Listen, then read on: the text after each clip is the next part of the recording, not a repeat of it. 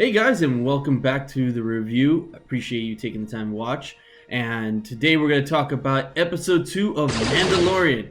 If you haven't seen it yet, I want to let you know, stop what you're doing right now. Watch the episode. You're not going to regret it.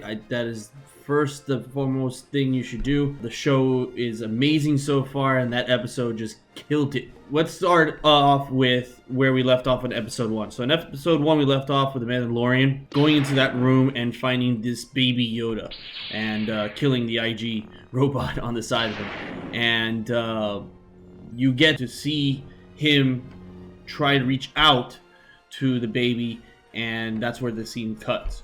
And then when we get to episode 2, we have him transporting the baby in his little, I guess, carriage. It's a floatable hover carriage, and he's controlling it through his wrist. You'll see throughout the episode that it is. And I was about to say movie because the entire episode felt like it was a movie. By the time it was at the end of the episode, I thought there was more in the movie, so to speak, to watch. So far, Star Wars' Mandalorian is amazing so far. But going back, so he's carrying around this carriage, and as he gets into a certain area, he starts to notice that the environment, like the animals, gravitate towards this baby, like almost to the sense that they can feel his peace, the inner peace in him. They can feel that he's one of these people that could, relate to the environment. And you wonder, is he connected to the Force at this point? So you're trying to figure out if he's connected to the Force. You don't know yet, but then suddenly those animals just disappear, and then the bounty hunters come out, which you find out they're bounty hunters because after he fights them, and this fighting scene was really well done, I really liked this scene, you see these little badges that he even has to track the baby down. So it was kind of cool how you get to see that there's probably multiple bounties or bounty hunters after this bounty, and there's probably going to be more action scene. And I thought throughout the episode we were going to get more action in the sense of bounty hunters, but I think they're going to delay that for another episode. And I hope they do, because I think integrating more characters into this show would be more beneficial. Not just like the same characters that we've seen in movies, but new ones, so that way we can learn more about the Star Wars universe. And some of them have probably been in the comics, some of them haven't. You have to really pay attention to that type of thing. And personally, I pay attention to a degree. I haven't had a chance to read all the comics and all the graphic novels and things of that sort. So I have a collection of my own. And again, I'm a huge Star Wars fan, so I'm trying to get to it. But there's just so much to read, and it's just very hard to follow at the same time. But anyways, so once we get past that, he goes to his ship and he finds that he has a bunch of Jawas basically scavenging his ship and destroying his vessel from leaving the planet. And he almost was about to jump down. I guess you can feel the rage in this character, and the actor who plays him does a great job portraying that. Even though you can't see his face, he's always wearing his Mandalorian helmet. You get to see that, you get to feel it. So as he starts killing these Jawas and he starts chasing the Jawa down, he's doing everything possible to get his parts back no matter what. And you get to understand that he really wants to get his bounty out of here before more bounty hunters come after him. And that's, I think, the mindset that I interpreted from the scene, is that he's trying to get out of there as quickly as possible. Once he fights off these Jawas, he's basically climbing off their sand tank. I don't even remember the name of it at the point, but you get to see it in many different movies and the shows, the animation shows and things like that sort. You get to see him climb up there, and he's battling like everything that they're throwing at him. Even I think they even threw him like a pan or something like that. I don't even know what it was, but they threw everything at him, and they basically couldn't stop him, even cutting off like where his rope from his gauntlet was connected to, so he could climb up the tank. They even disassembled that or threw that off or cut it off, would you say, and he was still able to get up. But he didn't realize there were so many of those Jawas with stun blasters that he got stunned himself and he falls to the ground. And the entire time you get to see the baby Yoda follow him. And I don't know if that's because I was trying to understand it's something to do with the gauntlet and that the carriage always follows him, or was it something that he was controlling? So I wasn't too sure, and it wasn't until towards the end I understand it as to be more as the carriage was it. After this scene, and I think this is where it significantly proves that he uses the Force, is the fact that when the Mandalorian is basically healing his wounds from the cuts and that he has from his arms and his armor and things like that, you get to see the baby Yoda noticing that he's hurt and want to heal him, into the sense, and come up to him and try to use the Force to do it, which he gets stopped because the Mandalorian thinks he just wants a hug, and he doesn't realize that he has probably Force powers to heal him a little bit better than what he's trying to do right now, and use something to stitch up his arm. So you see that he's really, the baby is like really trying to connect with this Mandalorian. And by the time the Mandalorian realizes it, it's towards another scene that we will talk about in a bit, but he starts to feel that this guy, or this kid, this baby who's 50 years old by our standards, is really trying to connect with this Mandalorian into the point of protecting him. And we'll talk about it in a second. Once he gets himself healed up, he goes and sees the Alpha Trawler. If you see Alpha Trawler is the one who always ends his discussions in most of the parts in part 1 and part 2. He always ends it with, "I have spoken." And I thought it was hilarious. That's something I always laugh at, as stupid as it sounds, but it's more like a little short old man that, telling this tall Mandalorian, buff guy that he has spoken, and we're gonna follow what he says. So this character alone makes the show enjoyable, and not so having so much of a seriousness behind the show, but also like kind of makes you involved in the show. So I really like this character. I hope they include him a little bit more into the show, but even though he's stuck in this planet and doesn't want to leave the planet. So, and I'll talk about the ending of that too. So once he goes and sees Alpha Trawler, he basically goes with him to see the Jawas in their little marketplace that they make up, or mobile marketplace. And obviously the Jawas are scared of him because he killed several of his friends and everything like that. And all they want is to get the parts from the ship. And one of the things, because he didn't want to give up the baby, because they were really curious about this baby Yoda, they didn't want to give up the baby. He didn't want to give up his weapons or his armor. So what's left? So they say an egg. Obviously you're wondering, what the hell is an egg? Which egg? Whose egg? And they're taking him to this place where you see a cave where he's basically going in. Again, this baby carriage is following him along to seems like a very dangerous area to bring a baby.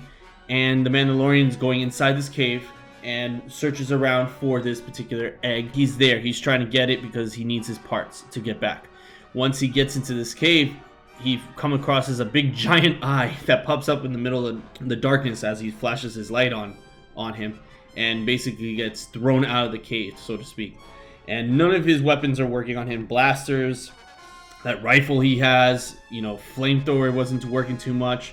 Not even grappling hook that he has in his arms. None of that worked with him. And if you don't know why he has so many of these armaments, obviously you haven't watched a lot of things about Mandalorians. Also episode 2, because you see Jango Fett with all those things and more. He doesn't even have a rocket on his back to make him fly a little bit. But so just a quick rundown on Mandalorians. Mandalorians, the purpose behind their armor is to defend and fight against the Jedi. And there's a huge backstory on Mandalorians against the Jedi, which is the reason why I find it interesting about this particular character that's being introduced as Baby Yoda, because you start to sense that he has Force powers.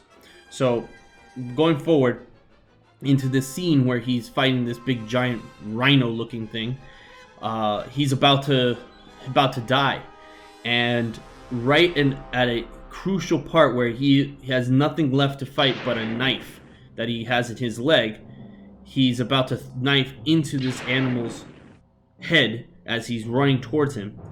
And instead, the Baby Yoda uses the Force to lift this animal off the ground. And you see the animal lifting, trying to run, but doesn't understand, obviously. And this is where the Mandalorian realizes what type of cargo he's transporting around, specifically a baby that uses the Force.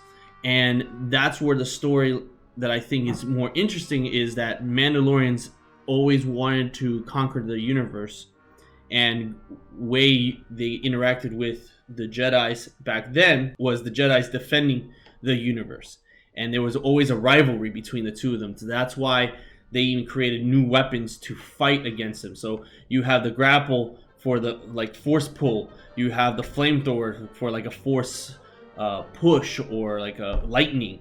You also have the they didn't have sabers, but they have like a type of weaponry that's kind of like a sword or a blazing sword type of thing, but not like a lightsaber. And they also had they would have rocket packs so that they could fly away and keep their distance while they shoot blasters. So many different weaponry created from this rivalry of the Jedis, and they never really got along. And you get to see that in the movies.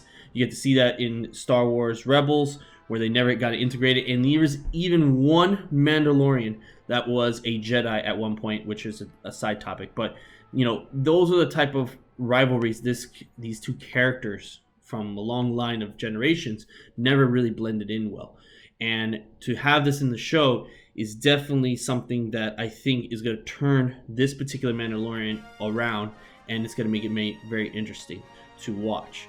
So once he realizes that this baby Yoda has the Force, I think what's going to happen in this series is that he's going to not turn in this baby.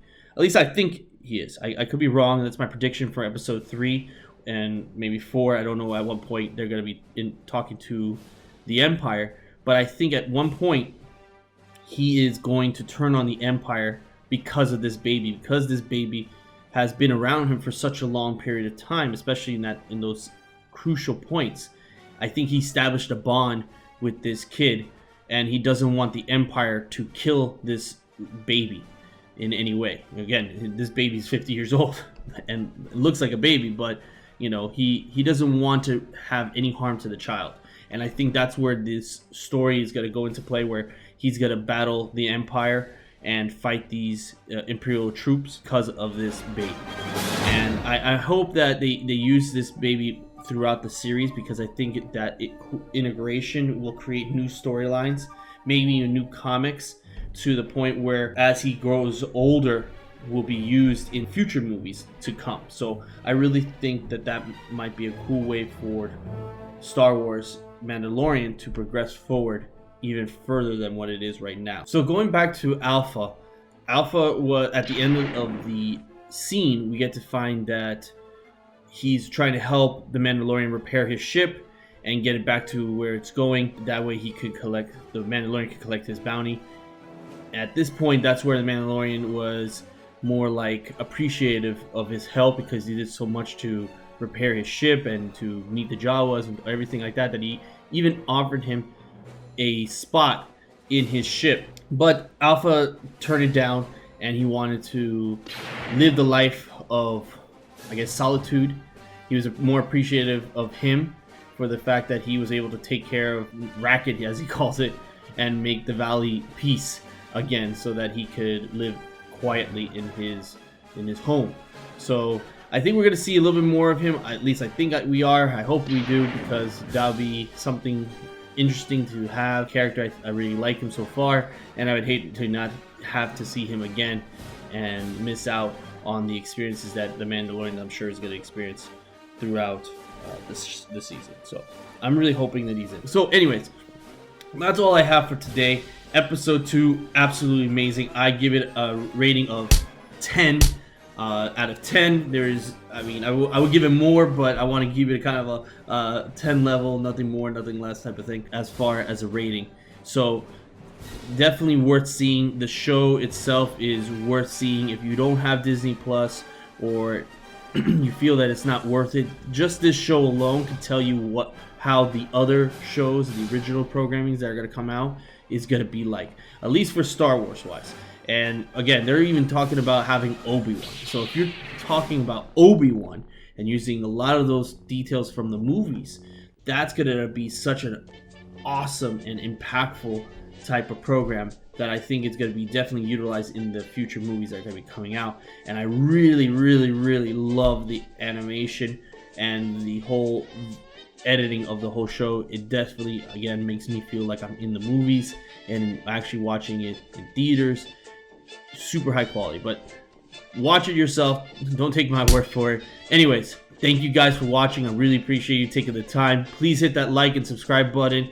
Please also follow me on Twitter so we can have more of a conversation. Put a comment below also to let me know what you think about my predictions and see what we're going to do. Thanks, guys, and you have a wonderful day now. See ya.